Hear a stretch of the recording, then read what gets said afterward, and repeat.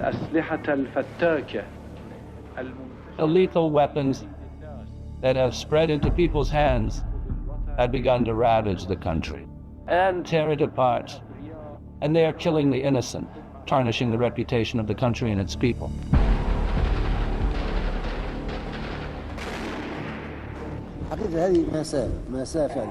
We've lost that margin. Libya is maligned. To all involved, find Musa Al-Sadr and how he disappeared.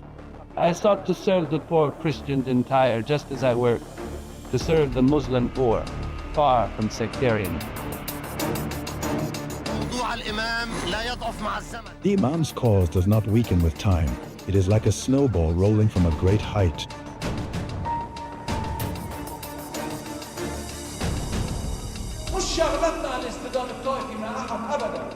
It is not our business to clash in sectarian conflict with anyone. We are not the Lebanese people's adversary, and we will never be the citizens' adversary. We are the victims of the conflict between traditional politicians and party politicians, and we are paying the price.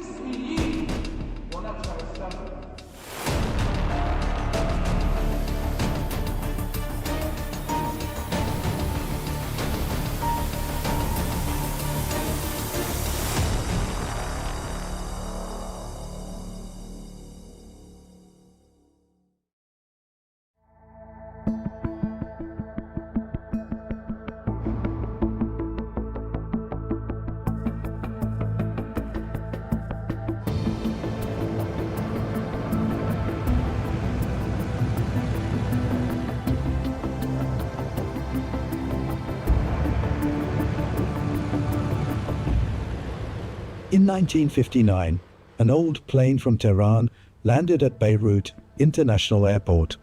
Among its passengers, Musa Al-Sadr. The young cleric, born in the Iranian city of Qom in 1928, where he studied jurisprudence and philosophy before continuing his higher studies in Najaf. Before earning a degree in law from the University of Tehran.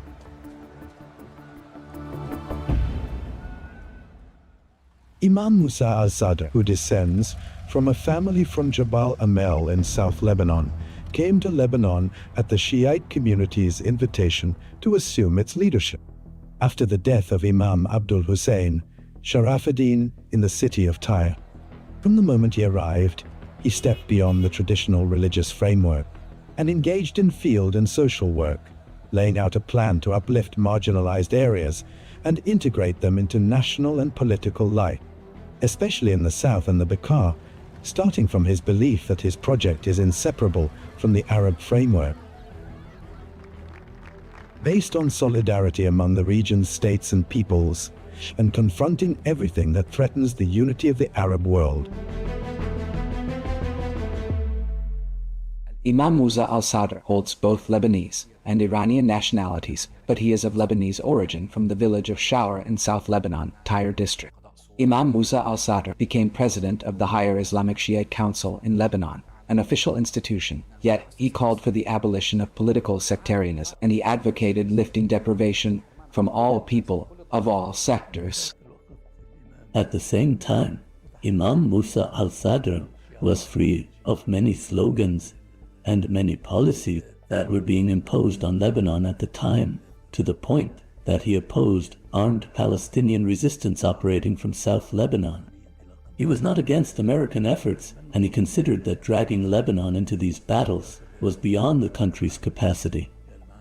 Lebanon's interest is to be in a defensive position, not an offensive one.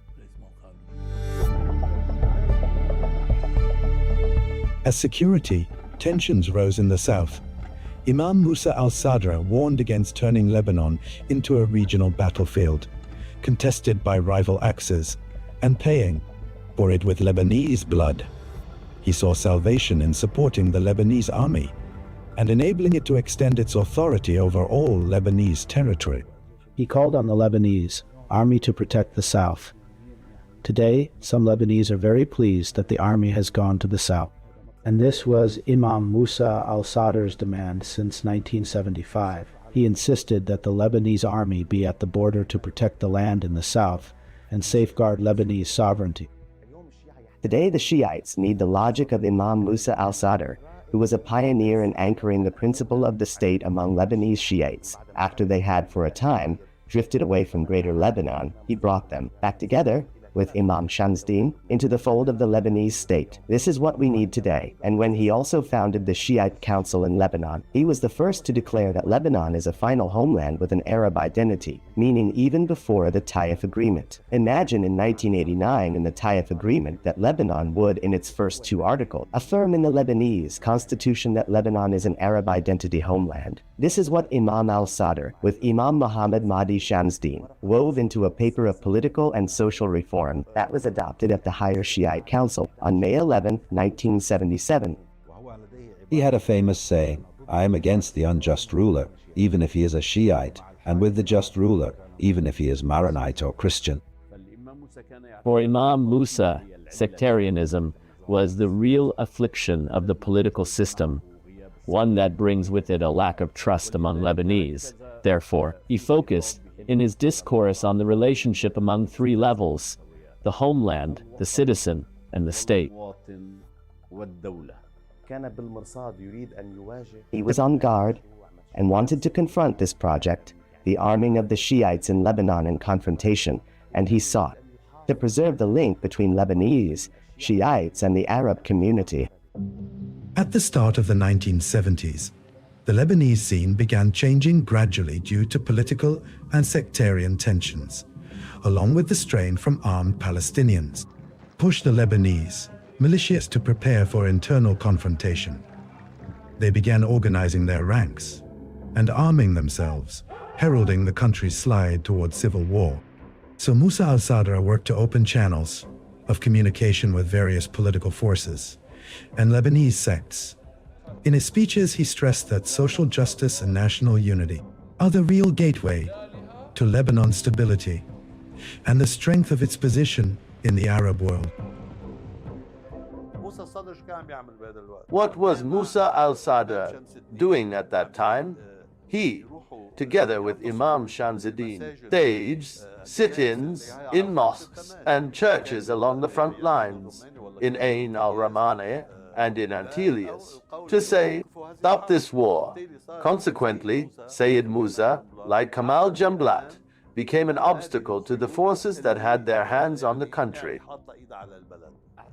In protest against this civil war, Imam Musa al-Sadr staged a sit-in, and many Lebanese joined him. He tried to launch a role for intellectuals and elites through the body he formed, with roughly more than 120 intellectuals from all sectors. And even in the midst of the Lebanese civil war, when he entered the town of Deir al-Amar, he said, "Every bullet fired at Deir al-Amar is a bullet fired at my turban, my pulpit, and my family." Thus, he was a true unifier of coexistence as a principle.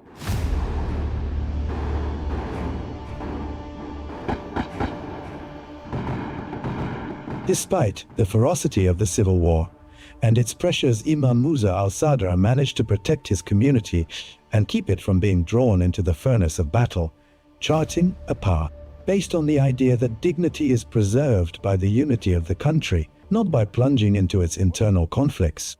Here the national movement, meaning the leftist parties at the time, convinced Colonel Gaddafi to summon Imam Musa al-Sadr and support him in exchange for his entering the war. Indeed, Imam Musa al-Sadr went to Libya, and something like an agreement took place between him and Gaddafi. This agreement remained a mystery, an opaque deal.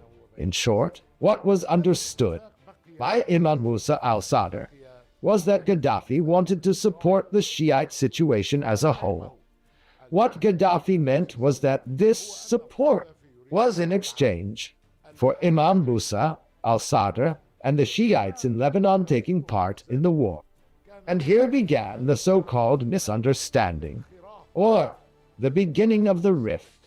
Each side viewed the understanding through its own lens, to the point that the national movement, which was unable to win this war, and which failed on almost every front, they went to complain to Muammar, al-Gaddafi, saying so as to justify their reason for failure. That its lack of victory was due to the Shiites not joining this battle, and Imam Musa Al-Sadr, in particular, not joining, and that Gaddafi should summon Imam Musa Al-Sadr and hold him to account for this.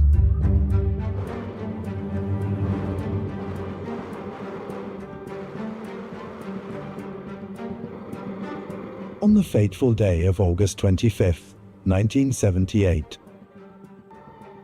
while Lebanon's summer boiled atop a volcano, Imam Musa Al-Sadr left Lebanon with Sheikh Mohammed Yaqub and journalist Abbas Badr al-Din, heading to Libya in response to an invitation from Colonel Muammar Gaddafi. It was a public trip to Tripoli, west, but without anyone knowing, it turned into a one-way journey.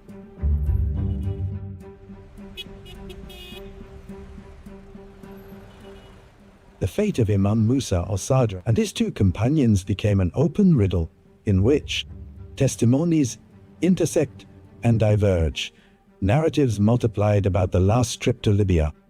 What I learned is, first, that Gaddafi was not about to invite Imam al-Sadr to the Al-Fateh celebrations in September 1978, and Hafez al-Assad intervened.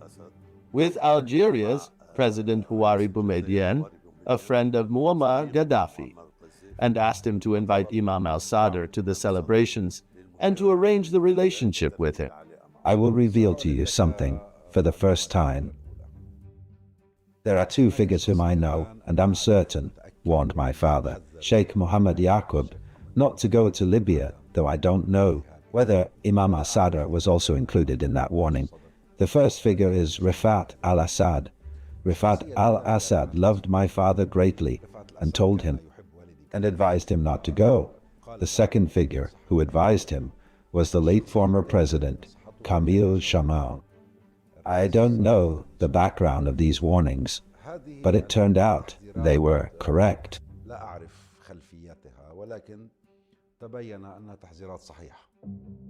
Despite the warnings, Imam Musa Al-Sadr chose to proceed with his trip after receiving personal assurances from former Algerian President Houari Boumediene, who encouraged him to go to Libya and meet Colonel Muammar Gaddafi, in the hope that dialogue would open a door to resolving the disputes. There was a kind of reassurance in the positive sense, not in the sense of deceit and treachery, from the president of Algeria, Houari Boumediene. He asked the Imam to make this visit, and believed that with this visit, all the differences in viewpoints and opinions between Imam al-Sadr and the Libyan leaders would disappear.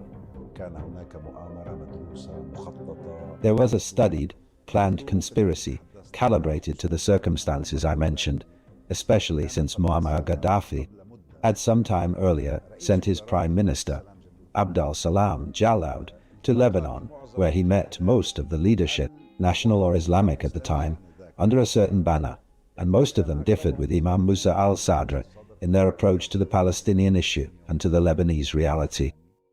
Imam Musa al-Sadr's trip to Libya came to coincide with the Al-Fateh anniversary, which led many to believe that his visit was tied to the festive atmosphere that Tripoli, West, witnessed. However, the official committee following up on the Musa al-Sadr case affirms that the direct aim of the visit was to hold a meeting with Colonel Muammar Gaddafi.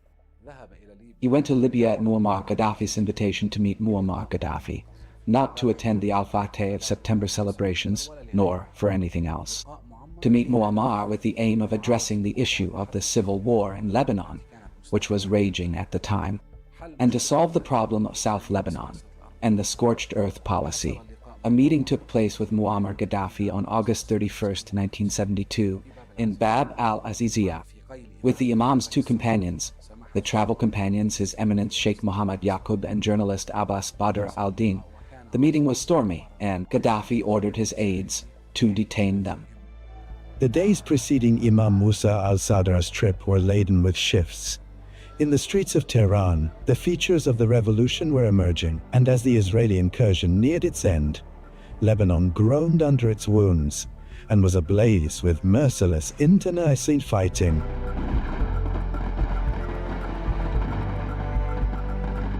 These interlocking storms made Imam Musa al-Sadr's meeting with Gaddafi a pivotal encounter whose implications went beyond mere political courtesies. And as he recounted to Mosendalo, whose memoirs I wrote, and which will be published before long, he says that Riyad Taha and Abu al-Mutasim in talks with Libyan, that in the session where Muammar Gaddafi met Imam Musa al-Sadr and his two companions, there was discussion of supporting the communist Iranian opposition. And there was a representative of that opposition in Libya, and groups of the Iranian opposition were present in Libya. Imam al-Sadr was asked to cooperate with them. Imam al-Sadr refused. According to Riyad Taha, and according to Abu al-Mutasim bin Hussein Dalu, Imam al-Sadr said these people are suspect, therefore I will not deal with them. Despite Gaddafi's insistence, Imam al-Sadr refused to comply. Then another discussion was opened about the Green Book, and that discussion was the reason. A problem in a previous meeting between Imam al-Sadr and Gaddafi also developed into disagreement over the idea of the Green Book, and Imam al-Sadr's view of this was negative. When Gaddafi would ask Imam Musa al-Sadr where this support was going, while Imam Musa al-Sadr showed him a list of all the social, health, and medical achievements, hospitals, schools, and so on. This led Gaddafi to say to him, "My support for you is not for that purpose. My support is for you to enter the war." Then, according to my information, Imam Musa al-Sadr replied to him, "I am Lebanese, and above all my patriotism compels me not to enter this war. Indeed, the Palestinians are committing aggression against us in South Lebanon, and if I am to enter this war, I will enter it only against the Palestinians, not with them, and I consider that the Palestinians are trying to destroy Lebanon's sovereignty, its security, and its stability." The testimony of former Lebanese President Amin Gemayel, who lived through that period, revealed a different scenario as he considered that former Syrian President Hafez al-Assad was the one behind the operation to make Imam Musa al-Sadr disappear. Hafez al-Assad was fundamentally a pilot, and air intelligence had taken charge of all aviation in Libya, meaning the airport suit, and the influence of the Amal movement in Lebanon grew at the expense of Syrian interests and Syria's goals in Lebanon. Musa al-Sadr began to be a source of annoyance.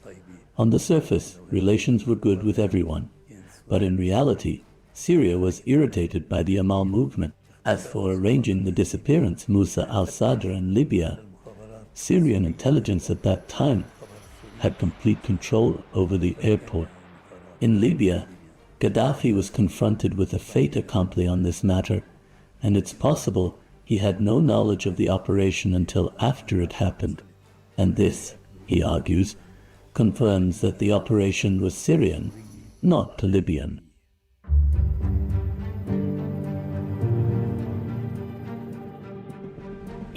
In late August 1978, a delegation of Arab journalists was in Tripoli, West, to meet Colonel Muammar Gaddafi. Among the delegation was the Lebanese journalist and former MP Mohammed Kobani, who by chance met Imam al-Sadr in the corridors of the Al-Shati Hotel. He later became the last Lebanese to see him alive. In his testimony, he recounts that the Imam appeared calm and told him he would leave for Italy the next day. His Eminence, the Imam, was there. We saw him in the courtyard, right opposite the Al-Shati Hotel, which at that time was a 5-star hotel. My wife said to me, "This man resembles Sayyid Musa Al-Sadr himself, I told her. It is indeed Sayyid Musa Al-Sadr. We then asked him, would he join us for suhoor? For suhoor, indeed. We had the pre-dawn meal in his suite at the Al-Shati Hotel. The occasion, this significant moment, brought to mind the main keys that connected Al-Sayyid Musa, his legacy deeply intertwined with Lebanon and the Arabs. After that, as dawn broke, we left. And by then, he had already left for Italy, specifically to Rome. After that, when I finally reached Beirut, I learned that news of him had completely ceased. The reception at the airport was not up to par at Tripoli Airport on August 25, 1972. The Libyan media published only a small item and did not cover the Imam's visit. What most caused the Imam's displeasure was that he spent 6 days waiting at the Al-Shati Hotel in the capital, Tripoli, and the appointment with Muammar did not happen until the 31st. Thus, the Imam intended to meet Muammar and then leave for Paris as planned, to visit his wife, who was ill at the time in Paris, where she was being treated. So, the intention was to head to Paris immediately and not to attend the Al-Fateh celebrations on the 1st of September. The next day, the Imam was going to depart. He wanted to meet Muammar and then leave.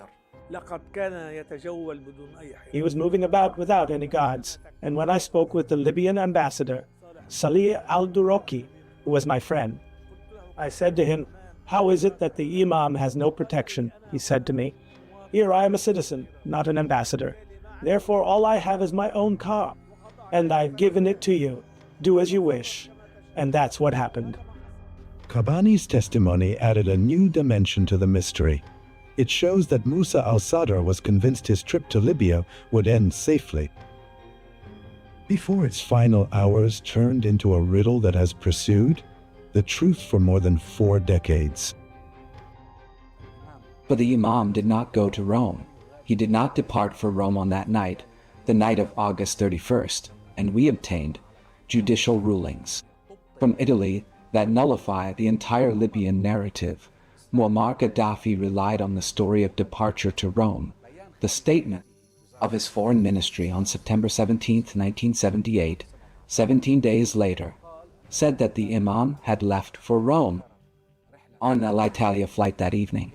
This is a lie, a charade, and we invalidated it with final Italian court judgment. Al-Sanusi, who was present at this meeting, that is, the head of Libyan intelligence, was tasked with making Imam Musa Al-Sadr disappear. Gaddafi told the security men who escorted Imam Al-Sadr to Gaddafi's tent to dismiss him. Here the wording became ambiguous to them. Dismiss him, meaning take him away, or dismiss him, meaning finish him off, eliminate him. Here the plot was lost, and the official Libyan story became that Imam Musa Al-Sadr and his 2 companions left Libya for Italy and vanished there.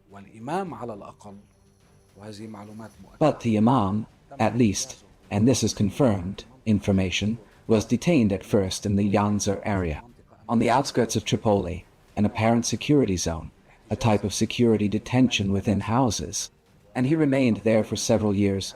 Then the Imam was moved among several prisons. We verified that for extended periods, and we could no longer obtain more information. Among the most prominent chapters of ambiguity in the case is what later emerged about 3 people entering Italy using the passports of the Imam and his 2 companions.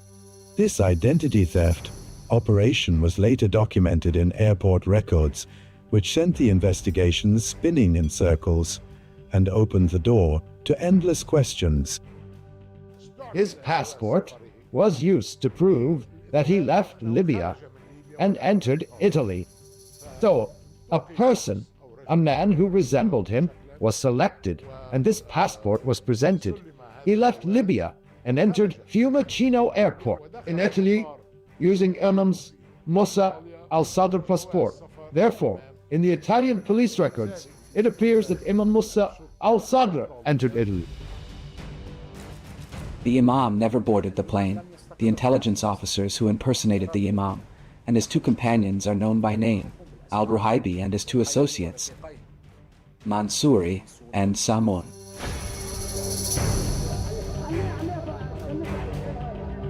With Imam Musa Al-Sadr's disappearance and that of his two companions, anxiety and anger swept Lebanon.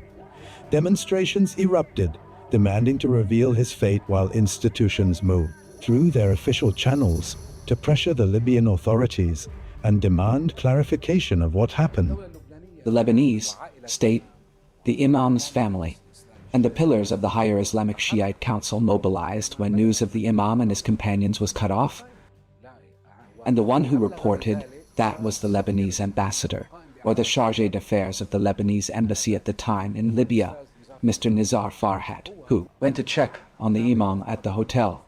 They told him, he left, meaning he did not vacate the room. He left meaning he went out for an errand. They hadn't even cleared the hotel. So he became suspicious. Where did the Imam go? The then president, the late Elias Sarkis, and the then prime minister, the late Salim al-Hos, took action and tried to make contact with Muammar, but Muammar Gaddafi refused to answer Elias Sarkis's calls. May God have mercy on him, and the Libyan side did not respond at all. He imposed blackout and tried to evade contact, and this incriminates him. Prime Minister Al-Hos had called me several times and said, "Why don't you return to Libya to look for Sayyid Musa?" And I called, as I said, my friend Kamal Younes, in whose house I had met the Imam. He said to me, "Call me back in 15 minutes."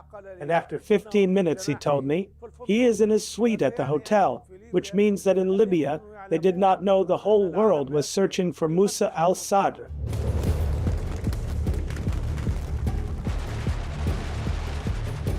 With the fall of Muammar Gaddafi's regime in the autumn of 2011, it was believed that the doors of truth would finally open.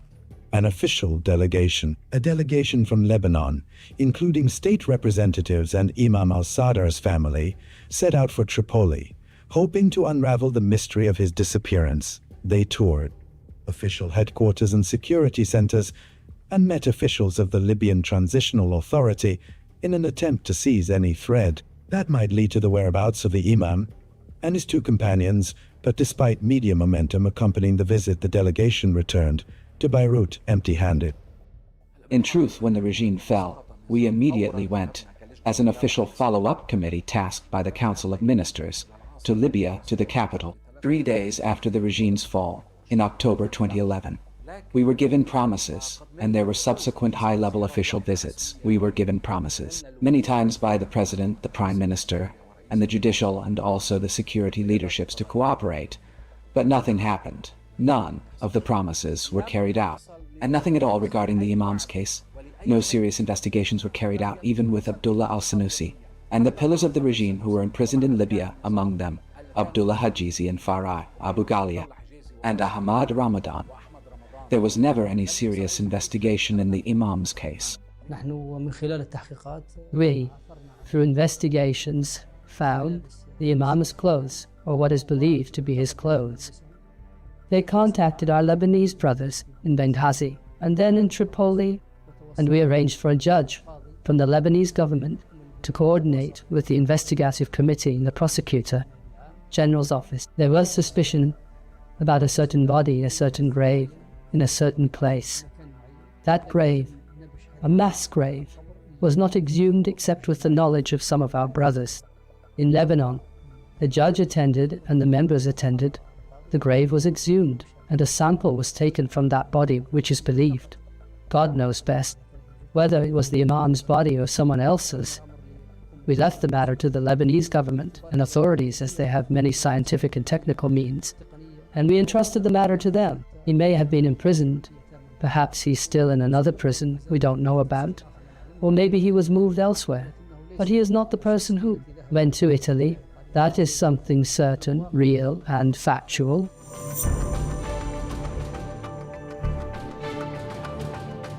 In the midst of efforts to search for the truth, the committee following up the Imam al-Sadr case conducted DNA testing, but the results were decisive. The tests were negative and non-matching, and confirmed that everything that later appeared as claims about finding Imam Musa al-Sadr remains was nothing but false reports, inconsistent with the Imam's characteristics and with scientific facts.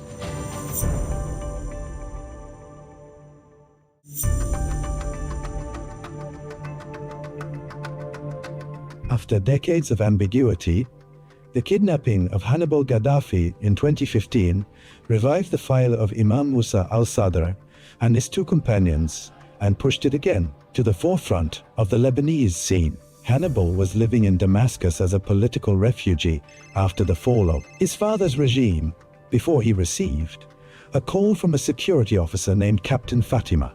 It appeared to be a chance to meet the Syrian regime's leader, Bashar al-Assad, but that invitation was a carefully laid trap. Once he arrived at the agreed point, he fell into the hands of an armed group that transported him to Lebanon via rugged mountain roads using military corridors, in order to avoid any Syrian inspection.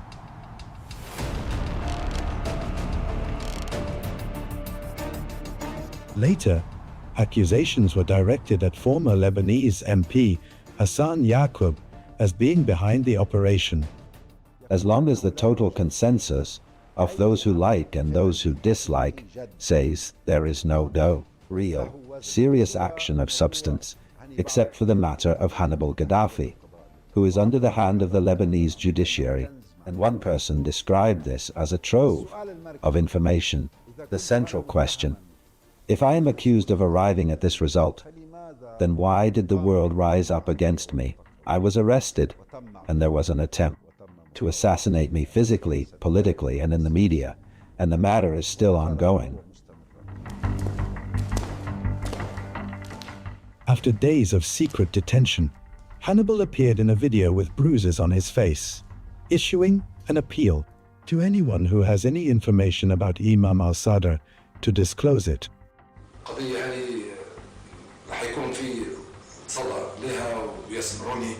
In this case, what I mean is, those who have any evidence should come forward to present it immediately, without stalling and without delay. He was handed over to the Lebanese authorities and has been detained since on charges of withholding information about Imam Musa Al-Sadr's disappearance. Was not yet 2 years old when the incident occurred. 10 years have passed, during which he remained in detention without a clear trial, amid criticism from various human rights organizations. Hannibal's problem is that he is Hannibal Muammar Gaddafi. That is Hannibal's problem. That is his only crime. Of course his case is moving even before international courts. There is also contact with global human rights organizations, including Human Rights Watch, which wrote an official report. That is, it contacted the Lebanese authorities and conducted its investigation and procedures regarding this file, and it issued an official public finding that he is a political detainee and an arbitrary detainee, and that he should be released immediately. He decided to withhold the rest of the information and told the judicial investigator, "I will not say the rest of the information until I am on the plane. This is a crime, an offense," so he was immediately detained. A person who has exculpatory information might try to withhold it at first and hold out, but not for 11 years. If Hannibal had any information, he would have given it from the first moment. Hannibal has no information. Consider the circumstances of all Hannibal and his life, how he grew up. The incident happened when he was less than 3 years old, and throughout his life he never held any position. And this is by official acknowledgement from the Libyan authorities after the Gaddafi regime. Diplomatically and as a matter of record, they say he held no security or military post.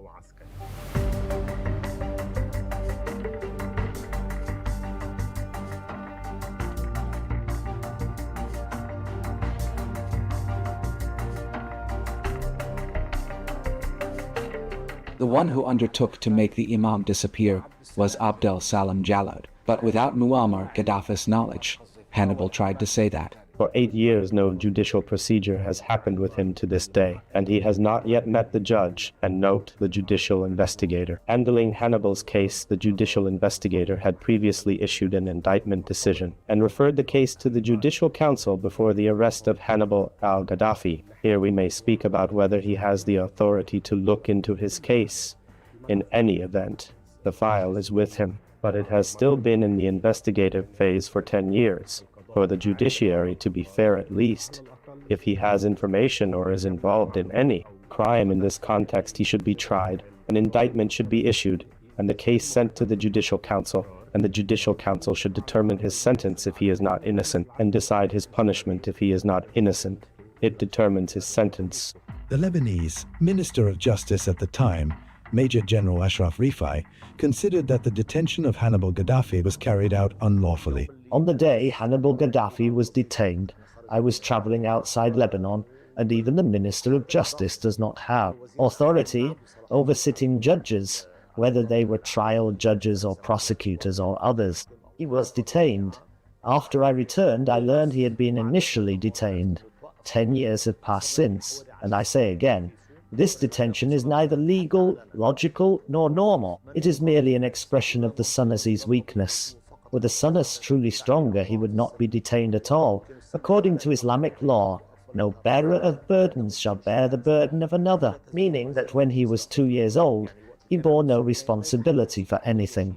Fundamentally, even if the regime headed by his father was responsible, and the intelligence services in Libya were responsible, the child at 2 years old is absolutely not responsible. At the time which Musa Al-Sadr disappeared, Hannibal was 2 years old. What could he possibly tell? He was not involved in any of these matters, and had no role in intelligence or politics. His detention is strange, and it does not do the Lebanese system credit. To say that Hannibal Gaddafi took part in the operation of the change, or in the kidnapping, how could he have taken part when he was 2 years old? That is not the point. The point is what Hannibal Gaddafi said. In the investigation, he declared he knows, but he stipulated he would not disclose that information until the aircraft stairs, when he departs and is relieved. As for Hannibal, he does not believe in the fairness of the Lebanese judiciary. For him, he sees that God, those who kidnapped him in this manner, are outside prison, while he has been in detention for 11 years. All the agreements related to human rights, from domestic law to the Constitution, to the international conventions Lebanon has signed, have, in Hannibal's case, all been violated. No one is taking revenge on him. He is not a hostage. We did not stalk Hannibal, and we were not concerned with Hannibal or anyone else. But when he gave some information and withheld the rest, he became implicated. He is in the process of taking legal action before the international judiciary, toward securing his release, and even toward filing a claim against the Lebanese state for injustice, for the inequity and deprivation of liberty to which he has been subjected for 11 years. Amid the swings of time and the shifts in the Lebanese scene, the lines of the last letter Imam Musa Al-Sadr sent from Algeria remain. To the Minister of Education at the time, Edmund Riss, testimony to a man who carried his country's burdens to the very last moment. A letter he wrote with a heart preoccupied with the teachers' issues in Lebanon while far from his land, to affirm that his constant concern was none other than Lebanon and its people. This was the last letter. He sent no other. He said to me, "Your Excellency, my dear brother, Professor Edmund Riss, Minister of National Education from Algeria, the homeland of heroes, and after the Islamic Thought Forum, where I did my duty in the best way to represent Lebanon, greetings to you for all the efforts and stances you take on various important issues, which has made me remember you always. And I pray for your well-being. But I wish to gently remind you of what we agreed upon regarding the teachers' issue. I sincerely ask you, please do your utmost to reinstate them all, no matter what difficulties it may require. To do your utmost to reinstate them all, whatever difficulties that may require.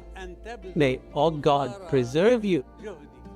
All is in the service of the country and the people, the youth and the friends.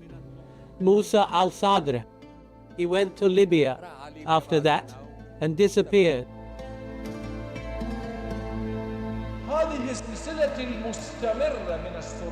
This continuing series of conflict between oppressor and oppressed, however you label both the oppressed and the oppressor.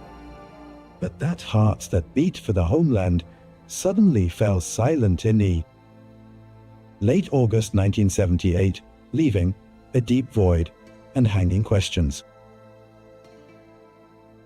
4 decades have passed, regimes have fallen, faces have changed, and this case has remained a riddle shrouded in silence, resistant to oblivion, as if the Imam departed on a journey with no return, leaving behind a people who await him and a homeland that awaits the truth and a justice yet unborn.